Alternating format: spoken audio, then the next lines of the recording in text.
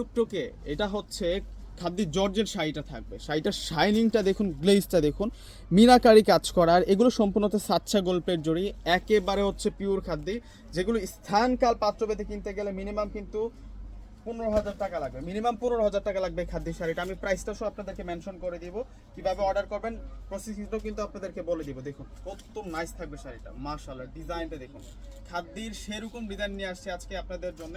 এগুলো প্রত্যেকটা হচ্ছে আপনাদের জন্য আপডেট ডিজাইন, খাদ্যের একেবারে হচ্ছে আপডেট ডিজাইন, সেরকম কালেকশন। দেখুন কত নাইস থাকবে এটা। আসি শাড়ির ডিজাইনটা দেখুন একবার কতটা সুন্দর। এটা কিন্তু একেবারে পিওর জর্জেট খাদ্যের মধ্যে থাকবে, আর শাড়িটার বর্ডারটা কিন্তু চিকন বর্ডারের মধ্যে আছে।